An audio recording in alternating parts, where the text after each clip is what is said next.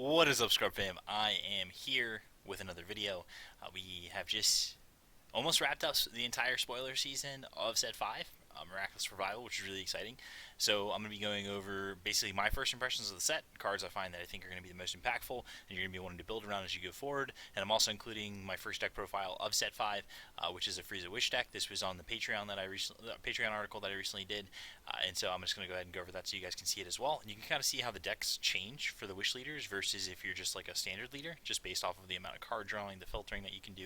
So it's going to be pretty insightful there. But anyway, before I get started, let me give a shout out, as always, to my sponsor, Alec Pastrana, Beard Collectibles, the best shop on the planet. Alec is the best shop owner on the planet. If you're looking at your sealed product for Set 5, go through Alec Pastrana and get yourself a full beard package so you can get the entire set, 4 ofs each, for $349.99. Or buy yourself a case, because the foils in this set are going to be money. Cashissimo, my guy. So if you want to pick up a case, he has the best prices on cases there on the market. So anyway, let's go ahead and dive in. So Set 5 is a big deal. This is almost like, it feels like the game is starting over, which is really neat, because the fact that when you start playtesting the set, you're going to notice that the Wish Leaders feel so different, and the games feel so different when they're involved, as opposed to when you're playing just a standard leader like you have been for the first 4 sets now, first 4 core sets. So in general, the pace of the game plays, and there's a lot more powerful things you can do. There's a lot of different strategies you can do. Deck building, like I said, just gets drastically different. So I'm really excited about this set. It's basically a deck builder's paradise, and if you're really good at putting different combos together and building combo decks and all these things from previous games you played, you're really going to thrive in this new environment. And especially as we lead up in the Nationals, there's going to be a lot of decks that are out there that aren't going to be publicized, of course, because everyone's trying to get ready for Nats. But I mean, even myself, where I'm starting from, like, there's no information about what's going to be played at Nationals because we have no major events before that. So it's pretty fascinating to be involved in that sort of format, where it's like, if you can find the best deck for day one, then you're way ahead of everybody else. But if you can't, or you're reliant on other people's information in order to get you there, it's going to be interesting to see what people show up with. So in general, let's go ahead and go ahead to the first set of cards I want to talk about. So the first cards I want to talk about are, of course, the Wish Leaders. And with the Wish Leaders, I think, are going to be the most impactful in the metagame to start. And essentially, it's pretty obvious, right? So number 1 is going to be Miraculous Arrival Shenron. Reason why is because on his front side, he gets to search out 2 Dragon Balls from life and or deck. So if you want to start the game, you can do 1 from life, 1 from deck. You can peek through each, see how many are left, and then you're going to be able to flip fast. And once you flip, you have access to, of course, drawing 1 card in your activating main, or using a desire card, or using your ultimate, which is basically remove 7 Dragon Balls, and then you can choose one of your battle cards that gets plus 10k in triple attack. So this is incredibly powerful, and testing has been outstanding. It definitely is the best effect of the Wish Leaders, and it makes sense because it's on Shenron. But the downside to Shenron is he can't attack, so it's really hard for him to promote aggressive strategies, because if you're trying to get your opponent's life total down and you're missing a 1 attack per turn, that can make things kind of awkward for you. Next thing is Frieza Resurrected Terror. I think this is my number 2. Of course, Gohan is very close to being number 2, but Frieza, on the front side, you have to attack with a battle card. It gets plus 5k, and you get to go search for a Dragon Ball from your life or your deck. And then once you flip, you basically get the draw 1 card, choose a yellow or black desire card with an energy cost less than energy and an activated skill, and then remove 7 Dragon Balls in your drop area. If you do so, choose up to 2 of your opponent's battle cards and energy and switch them to rest mode, and this card gets 15,000 power for the duration of the turn. So this Ultimate's not bad. It's just a matter of, like, comparatively, if you look at the power levels of others, it's rough. I do like that you get to mess with your opponent's energy, so that makes it pretty powerful, because you can just basically choose 2 of their open energy, tap them down, and then your opponent just kind of is at your mercy if they only left 2 energy up to defend themselves. So I think that's pretty awesome. Next thing is Righteous Heart Son Gohan. So on the front side, he's the only of the Wish Leaders that gets the benefit for himself attacking. So when he attacks on the front side, he gets plus 5k and gets to go search for a Dragon Ball from his life or his deck. So it's basically like the leaders that get plus 5k and draw a card. We all know how good those are, but this also advances your game plan. And then once you flip over, you have the same first 2 effects, except you can only get a blue or black desire card and use it. And then you basically have remove 7 Dragon Balls, your ultimate, and then choose up to 3 your energy, switch them to active mode, and then the leader gets plus 15k in critical for the duration of the turn. So much more powerful effect than Frieza, but Frieza gets to play Cold Bloodlust, which is great. And Frieza's yellow and has the yellow synergies, which is great. So, but Righteous Heart Son Gohan, think about all the good blue cards he gets to play. He gets access to Dimension Magic, he gets access to Unyielding Spirit Trunks, like all those things from being a base blue leader. And then his effect is really powerful because you get to untap 3 energy, so that allows you to enable some pretty busted turns with this leader. So anyway, we'll go on to the next slide, talk about the next cards I find impactful. Gogetas, of course. Everyone's losing their mind over the 7-drop Gogeta. It's very good. In testing so far, it has performed pretty well, but I will say the thing that makes the card not as good is when you're playing against someone that can protect their life total really well.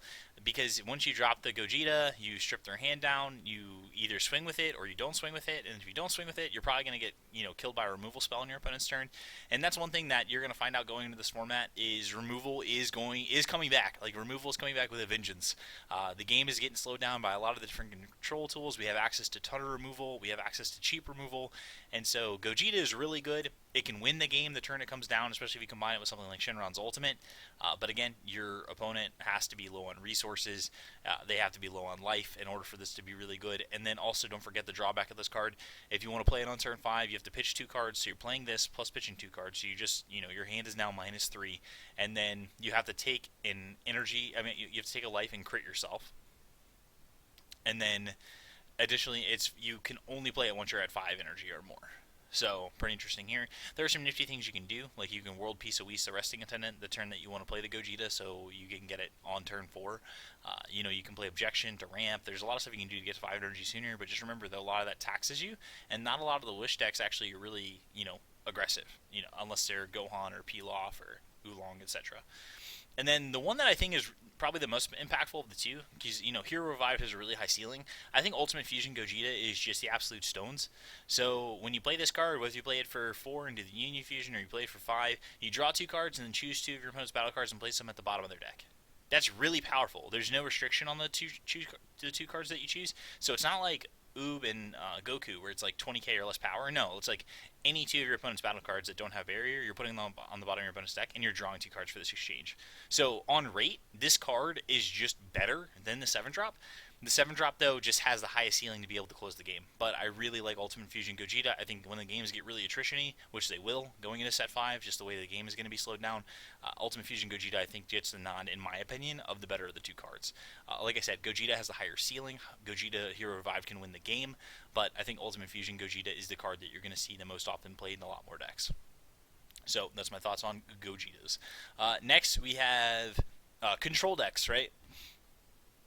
And a lot of people are talking about Janemba already because he's the mill leader, and we haven't had, mill as a thing in this game. And I think talking about it is important because, a lot of people are going to be hype on this strategy because it's brand new. It's a brand new mechanic, and I want to give a nod to Bandai for recognizing that this is now a viable strategy with a lot of the decks that currently exist. And what's really cool is Janemba creates a unique check on the format. So it's like, can you deal with the fact that there's a mill deck in the format? If no, then does your deck have merit? Like, yes or no. And then you have to compare it then to the Whish Leaders. It's like, can my deck compete with the Whish Leaders? If it can't, then it's like, okay, now, the format's starting to take shape. Whish Leaders, Janemba, spiky cards, defensive strategies, offensive strategies. Everything's going to start to kind of work around these different format warping ideas. And I really like that they added Janemba to the mix. And so I'm excited to see how that takes place in the metagame. So far in testing, it's been pretty good. I have no issues with it. I like the list that I'm playing right now. In general, I think it's a good strategy, and I think that it has ways to be pushed, and at the same time, it does have its faults and its weaknesses, which are pretty easy to exploit. The next thing is Ghost Rampage SS Gotenks. I think because right now I'm talking about the control tools.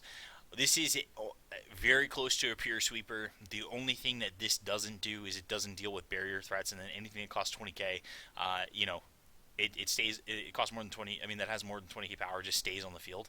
But in general, this being a 4-drop play for you is going to be able to clear your opponent's board more often than not. So Ghost Rampage SS Gotenks was a huge card to be introducing to the format, and again, a huge nod to Bandai for recognizing this, and then making these tools that we have access to kind of stifle these aggressive strategies, these go wide strategies. So this is a card that you'll definitely see play in the more controlling based blue decks, or just just more controlling decks in general that aren't Wish related, because Wish leaders can't really afford to mill themselves for 5. But again, I like this card in Janemba decks. I like it in Soul Striker decks, Goku Black, like any blue deck that you're playing that can afford to mill the 5 to get this powerful effect, you should play. Next card is Crisis Crusher Son Goku. This is a promo. This card is very, very strong. It is kind of the thing that we've wanted and needed for a long time, and basically it has a permanent effect. If there are no battle cards in your battle area, reduce the cost of this by 2, so it becomes a 1-drop, and then players can't attack with battle cards with energy cost of 1, and then activate main Once per turn, choose up to one of your opponent's battle cards with energy cost of 1 and KO it. So if you play a Crisis Crusher Son Goku on your first turn and you're on the play and you're going against an aggro deck, you have just effectively shut them down hardcore. Unless they have something like the Singleton Legendary Flute, or they're spinning a Son Goten Family of Justice on it in the early game. But a lot of times people are main decking that card, or they don't have access to remove that early. Crisis Crusher buys you a ton of turns. So I'm really excited about how this is going to impact the more controlling decks, the slower decks, the Whish decks, in general, and how they're going to be able to keep up and stifle those aggressive strategies. So again, these are all cards I'm really excited about it as a mid-range / control player moving forward. It just gives us a lot of tools that we need in order to be successful in the formats, because as for a while aggro has just been a really dominant strategy, and then now we can kind of nix that. Next thing is talking about the desire cards, especially the big ones like World Peace and a Child's Wish. A Child's Wish, a World Peace are both incredibly good. They're relatively easy to abuse, but at the same time, I love the fact that you have to activate it with your leader ability, and you still have to ditch the card. So it's not like you can just keep doing it every single turn. You have to have cards in your deck that allow you to get these cards back. So that's why I have up here on the screen also Spirited Surge Trunks. This card I think is one of the most impactful cards in the set. Not enough people are talking about this card, but I think it's something that you're going to see as we move forward a lot. Just once per turn, if you're in the life set 4 left, choose one green or black desire card from a drop area and add it to your hand. This will allow you to do multiple wish turns. I love it in decks that revolve around a Child's Wish strategies, because it's you can use your leader, a Child's Wish, Trunks, put it back, pull it back to your hand, and then tap 2, play a Child's Wish raw, and then boom, now you just added 2 impactful 3 drops or less to your table, that have 15k power, and then you're good to go. So Spirit Surge Trunks, very impactful. Dragon Radar, probably the best rare in the set. This is just going to enable you as a Wish deck to draw a ton of cards, because you can choose 2 Dragon Balls in your drop area and then play them, right away, or be able to find the desire cards that you need and get them back and keep replaying them to keep abusing your strategies. But Dragon Radar is one of the most important cards in the set. And then underneath the Child's Wish, I included Quick Think and Gotenks, because in a lot of my Child's Wish based strategies, this is a main attacker that I'm using, because he's very good. He's a 3-drop 15k crit, and when he attacks, he draws a card. So he's just better than any crit attacker that we've ever had. He's better than Sneak Attack Vegeta in a sense. He's better than Energy Powered Gotenks, so make sure opponent neg a card, because he denies the opponent a card and draws you a card. So this has been a primary attacker in a lot of the decks that I've been building lately, so I want to include this on here. But a Child's Wish and World Peace, absolutely busted. A World Peace being able to get you pretty much anything that's equal to or less than your energy. So if you want to ramp, you can go get a Whis for free. If you want, like I was talking about earlier, if you want to play a 5-drop on 5 without paying the cost, you can. World Peace allows you to do all that. So World Peace and Child's Wish are going to be format warping, and they're going to be what force you into playing these Wish strategies, because it's once you start playing against these decks and you see how powerful they are, especially when people start playing really good lists and really good versions of these decks, you're going to want to get yourself on that ASAP. All right. So the next slide. We will talk about the 2 Shenrons. So Shenron 4 and Shenron 5. They're both good, right? And I think that a lot of people are drawn to Shenron 5 because of SR, and it has this, choose up to 4 energy and switch them to active mode. Choose one battle card, energy costs 3, and play it. Or choose one of your leader cards battle cards. It gains plus 15k and triple strike for the duration of the turn. I think all those effects are really good, but to note, it's only when this card comes down do you play this and get to choose one. You also draw 2 cards, which is good. So it's draw 2 cards and then do X. So if you World Peace this into play, you're getting a high amount of value, because you can basically tap 4 energy on your turn. So let's say you want to do something busted, right? So let's say you have 5 energy, you tap 4 energy for Foreseeing Hit. So you play your Foreseeing Hit. Then you World Peace your Shenron into play. You untap 4, and you draw 2, and then you play another Foreseeing Hit the same exact turn from your hand. You just did a lot that turn with 5 energy. So I think there's some really busted turns that Shenron the Wish Granter enables, but remember, it's just that one turn it comes down. A lot of people get it confused with the Activate Main that the Shenron 4 drop has. But in general, card is very powerful, especially when it comes down. I think a lot of people are going to be using it for the extension of your turns, so a lot of the people are going to be using it for the choose up to 4 energy and switch them to active mode. But again, the choose one leader battle cards and gains plus 15k and triple strike is pretty gross, especially if you have something like a battering laser to be able to stop your opponent from negating your attack. Your attack is huge, and you get to go for lethal. But in general, I think Shenron the Wish Granter is great. The 4-drop I like a lot. Shenron Figure of Majesty. Once per turn, when it basically you can just draw 1 card every single turn and then choose one. So choose up to your energy and switch them to active modes, similar to Teferi from Magic, which is pretty dope. Choose one battle card with energy cost of 2 or less from your drop area and play it, and then choose your leader card or one of your battle cards. It gets plus 5k and crit for the duration of the turn. So both of these cards are great.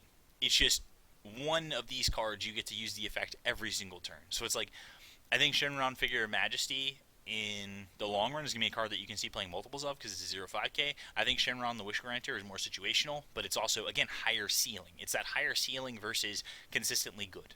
And so, again, I think both these cards are going to be highly played. It's interesting that they can't attack, so when they impact the board, they can't impact the board in a way where it's threatening the opponent. They can only play off of the rest of the cards on your board. So I really like how these are designed as well. And the last slide is just me going over the deck profile that was posted on the Patreon recently, so you guys can see my first Wish deck. So basically, I call this deck Frieza's Wish. The deck is all revolving around Frieza, Revenge in Motion, and then playing the combo of Occupation of Evil Frieza and Golden Frieza, the Resurrected Terror. A lot of people were hype about the Planeteer Mecha Frieza combo with the Mass Saiyan, and I think that was a really cool strategy, but it was ruled that it didn't work, which is fair. It makes sense, because if it did work, that would be a very, very difficult strategy to combat, especially when you're able to do that as soon as starting as turn 2. So in general, I really like the fact that if you look at the cards, Revival of the Emperor, you look at Frieza, Revenge in Motion, you look at the different cards, it looks like that Occupation of Evil Frieza into Golden Frieza and Resurrected Terror was the direction they were going in, especially when you look at stuff like Frieza Back from Hell that punish your opponent for having a lot of stuff tapped, and then the other effects that are involved. So the way the deck plays is Dragon Ball Seeker Sorbet is going to help you kind of accelerate your game plan, because you want to get your Dragon Balls in your drop area as soon as possible, so that you can then start, recycling your wishes and then using your desire cards for free whenever you need to. So the Dragon Ball split is 6 plain Dragon Balls, 1 2-star ball. I like this because I definitely prefer the cantrips in a lot of these decks that already have removal built in. And again, I like to incentivize myself for comboing, so I don't really play any copies of Ball 1. If I did play any Ball 1s, it'd probably be 1 copy.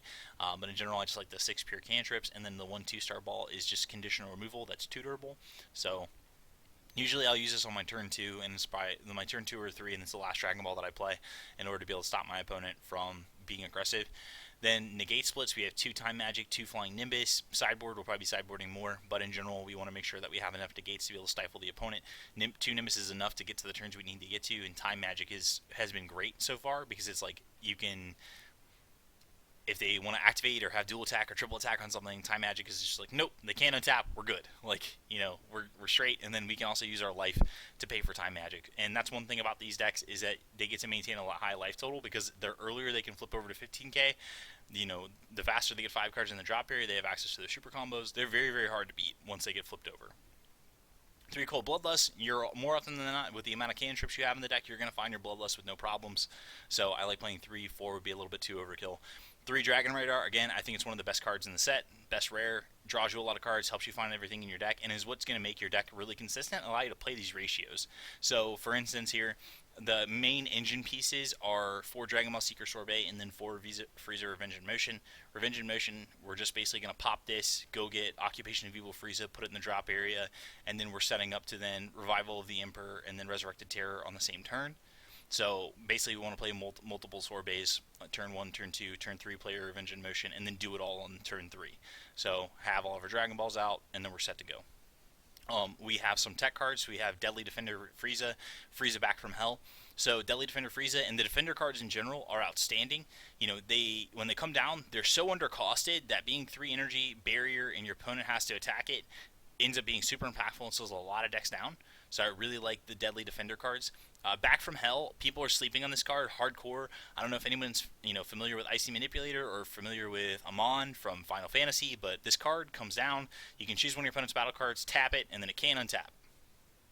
It's pretty good. So it's like, if the battle card's tap, you choose it, can't untap on your opponent's next turn, not until it gets back to your turn. So your opponent is going to have to fight through the fact that you just keep choosing their best threat and tapping it down until you can remove it. It's pretty gross. So Back from Hell is a very, very powerful card. I really like it as we move forward because of the fact that it's just, like I stated, it's just so techy. And the best part about that effect is it's not one that you actually have to use with a yellow leader.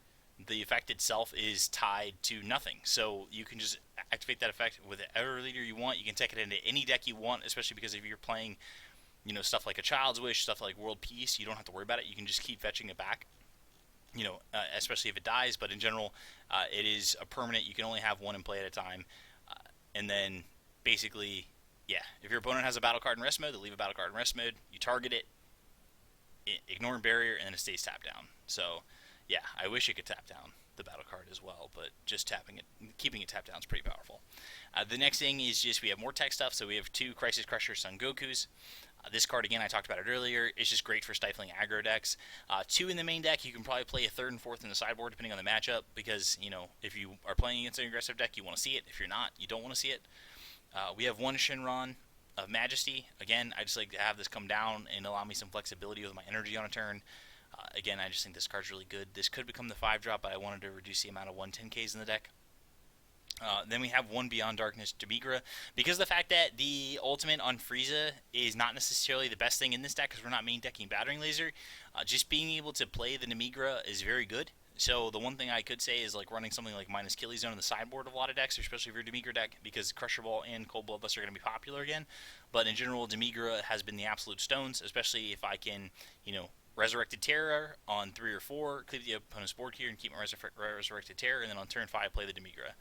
But in general, this deck has been very strong in testing so far, has a lot of game against stuff, has a lot of removal because of the ability to, you know, your Mecha Frieza Returning Terror dies, or if you want to put it in your discard pile or Revenge in Motion, you can then reanimate it, kill your opponent's things. And then, of course, we have stuff like Vicious Lackey Tagoma, which allows us to get our Wish cards back, Divine Cry Beerus, which is the Sparking Super Combo, which these are very good with your Wish Leaders.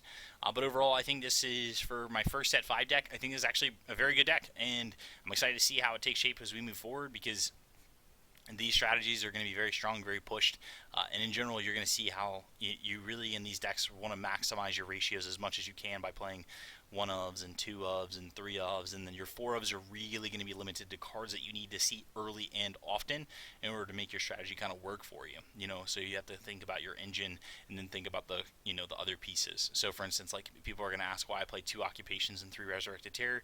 Well, it's because Revenge in Motion can get the Occupation. It can't get the Resurrected Terror, and I need to have a Resurrected Terror in hand for the Occupation to be able to go off.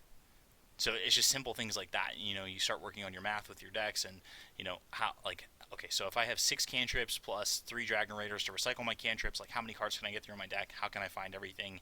Another thing I like about using Demigra with the Wish decks is because, like, if you search your life, you can see where your Demigra's in your life, which is pretty dope. So it's like, grab a ball, you know, okay, I'm looking at my life, I'm seeing all my cards, there's no Demigra in here, I'll grab my Dragon Ball, and then I'll search my deck, and it's like, okay, cool, so I know that Demigra is live for this game, and you'll be surprised how many times you actually play Demigra in this deck. It's pretty consistent. But overall, those are my first impressions of set 5. I think the set is fantastic. I think it's changed the game drastically. I hope you guys enjoyed this video, and I hope you got some ideas to move forward with as we continue to go into this unknown metagame. But in general, I'm really excited about the set and the possibilities. So thank you guys so much for everything. Thank you so much for subscribing to the Patreon. If you need to work on a deck with me, you need to do your testing sessions, please reach out to me ASAP. We got to get those scheduled. We got to get those done. And then, of course, shirts. I've received them in the mail. I have a bulk order of shirts that I just got, so I have to send out shirts to my 1337 patrons, my elite patrons. So please reach out to me with your shirt size, as well as your address, so I can get those sent to you. I got to buy some shipping materials for those, and then I'll be good to go, but I have a ton of shirts to mail out. But anyways, thank you guys again so much for everything, all your support. I appreciate it, and I'll continue to try and make videos as consistently as possible, and then as always, you'll see articles from me daily on the Patreon. So thank you again so much. Remember, Scrub Fan, Emma is best fam. K. Bye!